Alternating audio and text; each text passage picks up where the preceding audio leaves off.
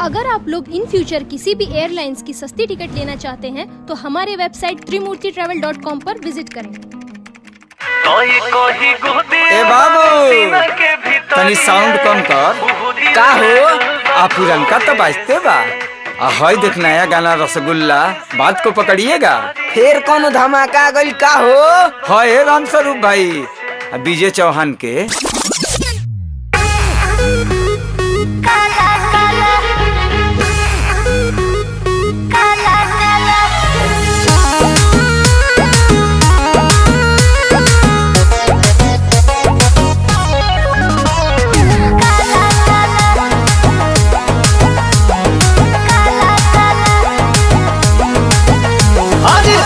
साल बाद तू तो नई हो रे आइलू बड़ू चिकनाई पवन के पसोल खोइलू चिकनाई के का राज बा।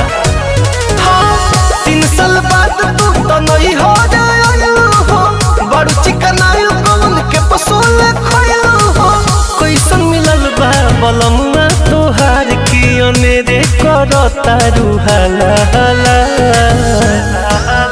साला हमरो बोलो मोहलो यार रसगुल्ला खिया रे काला काला को देता सेज पमु यार रसगुल्ला खिया रे काला काला।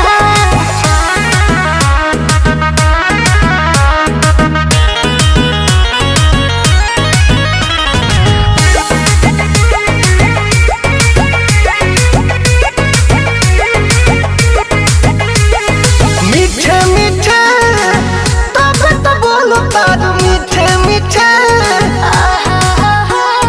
ढीठे ढीठे रोज सब खोलता ढीठे ढीठे सब झलकता।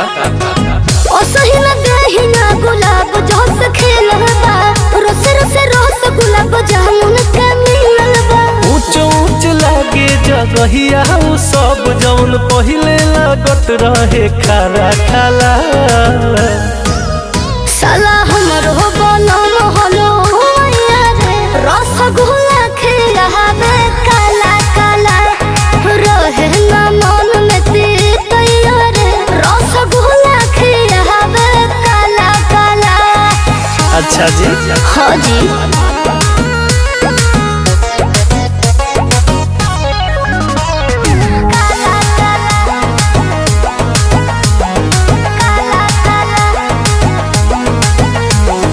राजे होई तब तो तहार बड़ी राजे होई मिजाजे होई रोजे रोजे मांगत मिजाजे होई। बिल्कुल बनला कुछ से भावना हमार लेना देना हो राधा देखिया बसम कहे को भोर छना हो के बड़ाई तू भतार के यार के करे जामे मारता भला भला साला हमरो बोलो